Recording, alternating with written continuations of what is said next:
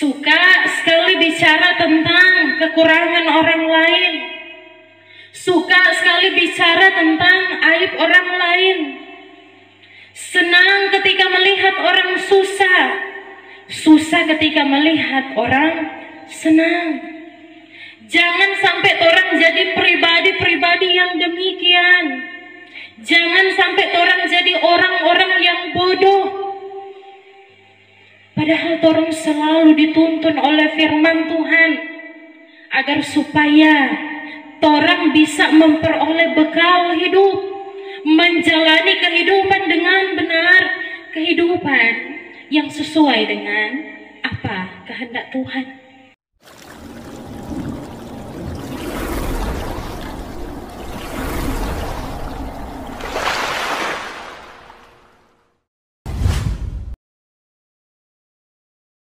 Salam sejahtera untuk kita semua, shalom. Damai di hati, bersyukur kepada Tuhan yang tetap terus memberikan perlindungan bagi kita umatnya.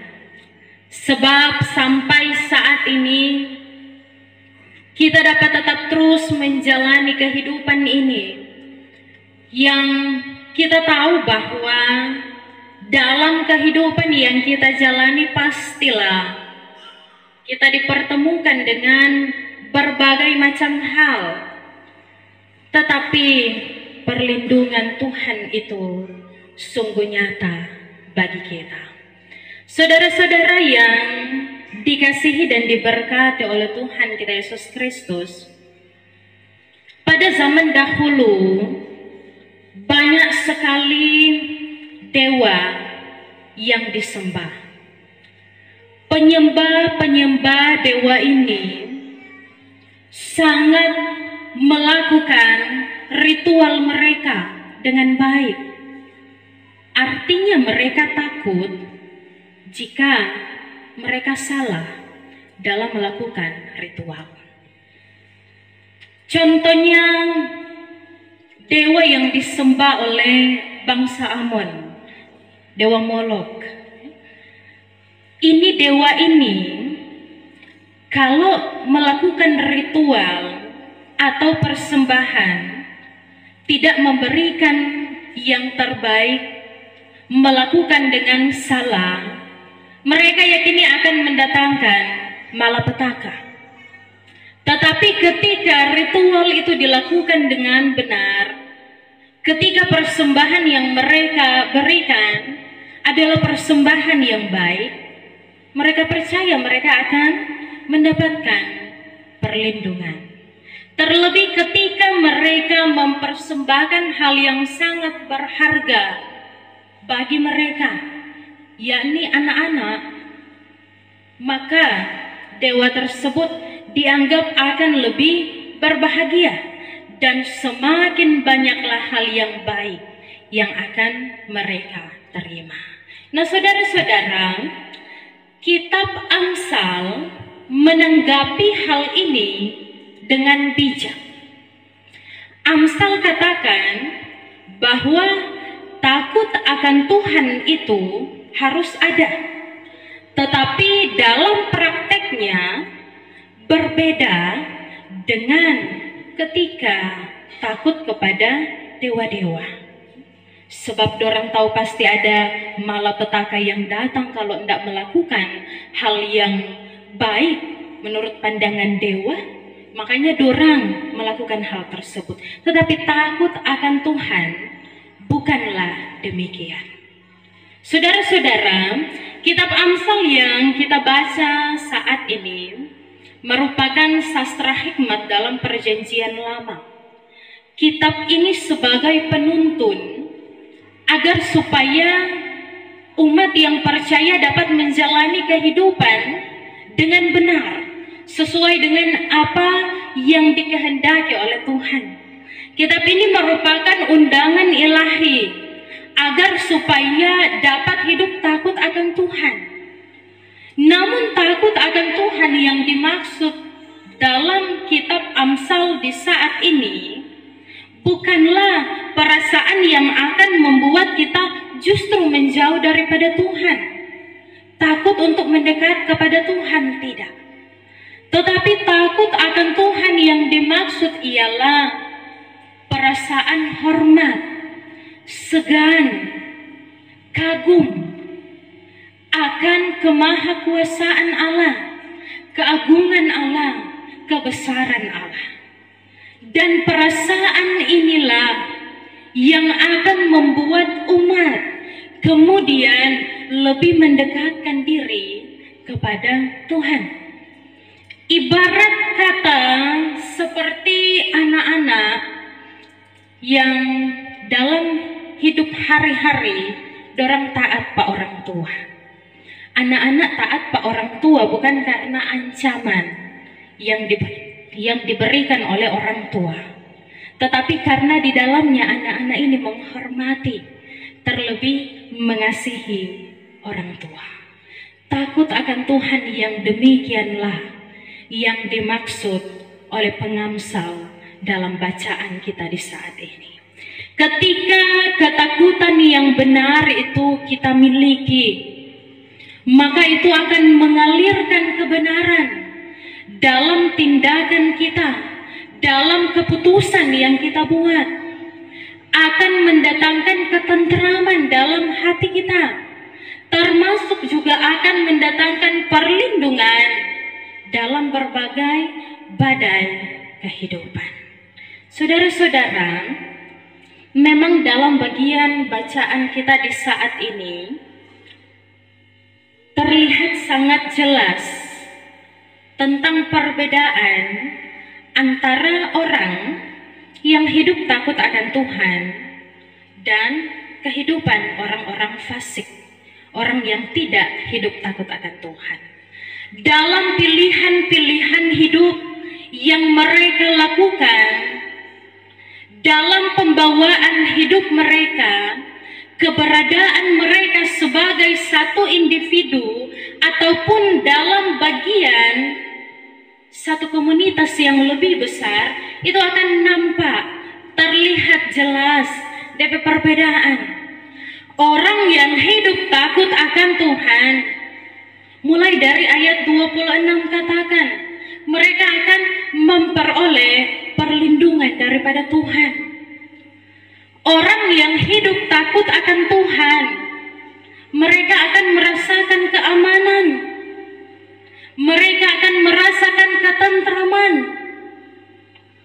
Ketika di tengah-tengah kehidupan keluarga, pusat keluarga adalah Tuhan, maka pasti ketentraman itu akan dirasakan oleh keluarga sekalipun di tengah-tengah ketidakpastian dunia ini. Orang yang hidup takut akan Tuhan, mereka akan dengan bijak untuk menghadapi persoalan dalam kehidupan. Orang yang hidup takut akan Tuhan akan merasakan ketenangan dalam hati mereka. Orang yang hidup takut akan Tuhan nyanda akan dengan mudah meremehkan orang lain, menindas orang yang lemah. Bahkan ketika mereka menolong orang lain, membantu sesama, itu justru dianggap memuliakan Tuhan. Ketika orang lain orang injak, orang tindas, itu sama dengan orang menghina penciptanya. Saudara-saudara, pada akhir kehidupan yang akan ditemui oleh orang-orang yang hidup bebal, orang-orang yang hidup dalam kefasikan, orang-orang yang tidak takut akan Tuhan, yang mereka rasakan adalah apa? Kebinasaan. Tetapi sebaliknya, firman Tuhan katakan, kalau orang hidup takut akan Tuhan, perlindungan akan orang dapat. Dalam artian, orang akan terlindungi dari kehancuran. Karena kembali lagi, orang yang takut akan Tuhan pasti tahu bagaimana untuk mengambil tindakan dalam kehidupan ini. Saudara-saudara, ketika orang hidup takut akan Tuhan, itu bukan berarti bahwa orang akan merasakan hal yang baik-baik saja. Ketika orang hidup takut akan Tuhan, bukan berarti orang akan berada pada posisi yang nyaman-nyaman saja. Tetapi di dalamnya orang tahu bahwa dalam perjuangan yang kita lakukan, kita telah memegang jaminan kehidupan kekal. Kita telah memperoleh jaminan tersebut daripada Allah. Dan hidup akan Tuhan, hidup takut akan Tuhan merupakan satu-satunya pintu untuk kita dapat hidup dengan benar. Jadi kalau ada yang katakan bahwa hidupnya benar, ternyata dalam prakteknya dia nyandak memperlihatkan hidup yang takut akan Tuhan, maka dia keliru, dia membohongi diri sendiri. Saudara-saudara, memang ada banyak sekali pelajaran yang bisa orang ambil dari bacaan kita di saat ini. Yang pertama, orang tahu bahwa di dalam Tuhan, sekalipun orang menghadapi badai hidup, orang akan tetap terus memperoleh ketentraman, orang akan tetap merasakan ketenangan. Karena orang tahu siapa pemegang kehidupan, orang tahu siapa yang berjalan bersama-sama dengan orang. Dalam takut akan Tuhan, orang akan dengan bijaksana untuk bereaksi akan apa yang kita hadapi. Firman Tuhan katakan bahwa orang yang cepat emosi, orang yang pemarah, itu menambah kebodohan.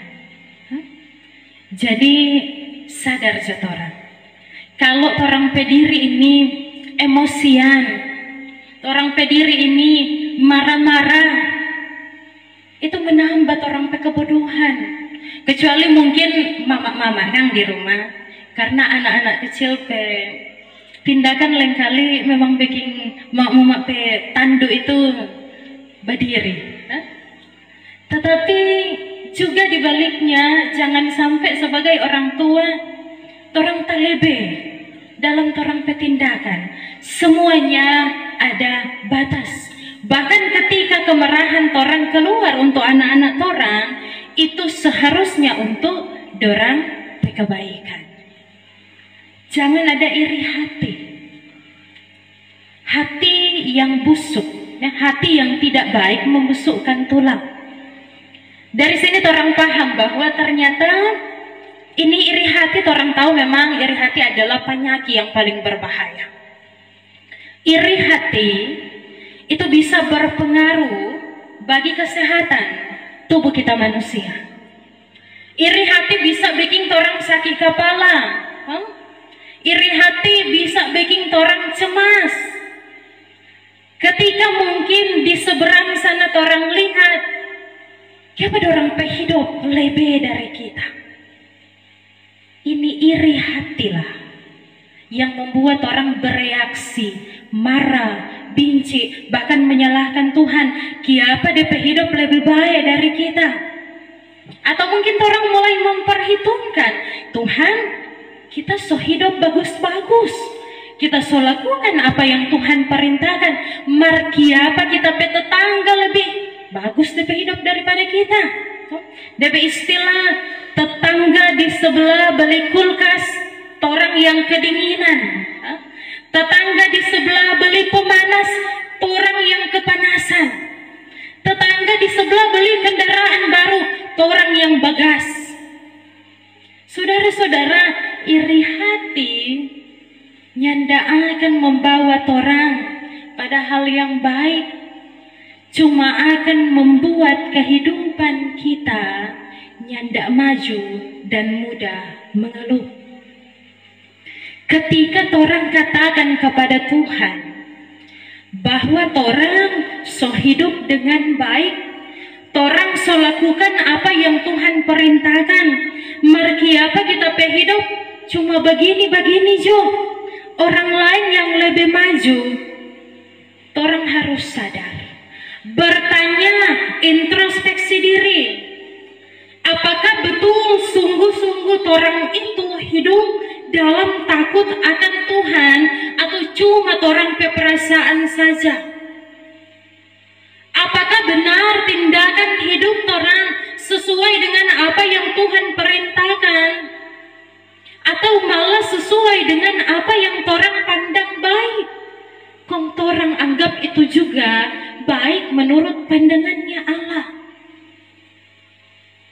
Tapi bisa juga ketika orang so betul-betul hidup takut akan Tuhan, orang rasa orang hidup tetap stuck di situ, berhenti di situ, itu bukan karena Tuhan nyandak melihat, bukan karena Tuhan nyandak peduli, tetapi Tuhan sedang mempersiapkan orang hidup.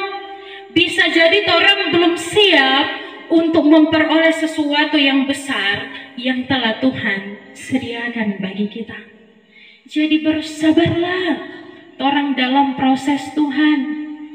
Tuhan tidak pernah berhenti bekerja dalam kehidupan kita manusia, sekalipun kita tidak melihat hal tersebut. Iman orang kepada Tuhan harus tetap teguh, karena pasti segala sesuatu yang orang lakukan jika sesuai dengan kehendak Tuhan, berkat itu akan orang nikmati, itu akan mendatangkan kebaikan bagi kita. Saudara-saudara, di tengah kemajuan yang orang rasakan di zaman sekarang ini, orang memang harus semakin bijak untuk menjalani kehidupan. Percuma kalau dalam kehidupan nyata orang terus perkatakan tentang firman, dalam dunia maya orang suka sekali bongkar orang lain aib. Orang suka sekali masuk dalam persekutuan atau dalam hal-hal yang tidak benar. Termasuk orang kalau sering buka Facebook, ada grup-grup yang memang di dalamnya sebanyak sekali yang menyebar tentang kekurangan-kekurangan orang lain. Dan justru terkadang orang senang ketika membaca kekurangan-kekurangan orang lain, ketika membaca aib-aib orang lain. Bahkan mungkin orang bertambah di komen, orang ikut turut melontarkan perkataan yang tidak baik. Jari orang harus orang jaga. Jangan sampai karena jari ini kau membawa orang pada kebinasaan. Tetapi juga sebaliknya, jangan sampai di dunia maya orang bagikan terus tentang ayat-ayat firman Tuhan, renungan-renungan firman Tuhan. Tetapi dalam kenyataannya, dalam dunia nyata, orang tidak memperlihatkan hal tersebut. Suka sekali bicara tentang kekurangan orang lain, suka sekali bicara tentang aib orang lain, senang ketika melihat orang susah ketika melihat orang senang. Jangan sampai orang jadi pribadi-pribadi yang demikian. Jangan sampai orang jadi orang-orang yang bodoh. Padahal orang selalu dituntun oleh firman Tuhan agar supaya orang bisa memperoleh bekal hidup, menjalani kehidupan dengan benar, kehidupan yang sesuai dengan apa kehendak Tuhan. Saudara-saudara, dari bacaan kita di saat ini mengajak kita semua untuk mari torang sungguh-sungguh merenungkan dalam diri kita. Sudahkah torang itu betul-betul takut akan Tuhan? Sudahkah torang ini jalani kehidupan sepenuhnya sesuai dengan apa yang Tuhan kehendaki? Jangan setengah-setengah. Artinya dalam hal-hal tertentu orang rajin ibadah, orang rajin memberi, orang rajin menolong orang lain. Tetapi dalam hal-hal yang lain juga orang suka sekali menjatuhkan orang lain. Orang suka sekali meremehkan orang lain. Harus seimbang semua.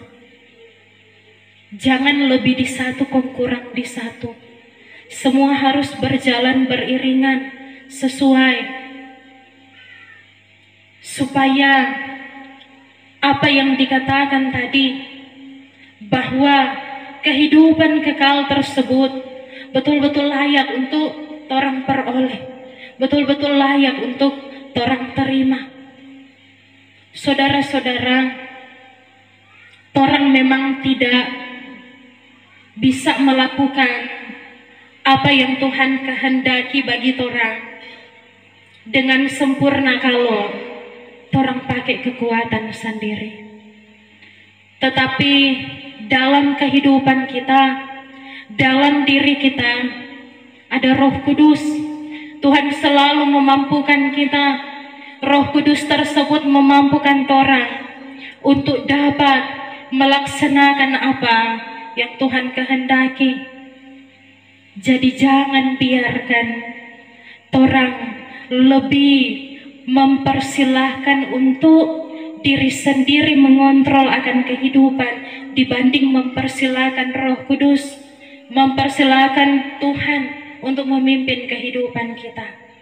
Karena kalau orang pimpin diri sendiri, pasti orang akan berakhir pada kehancuran, pasti orang akan berakhir pada kebinasaan.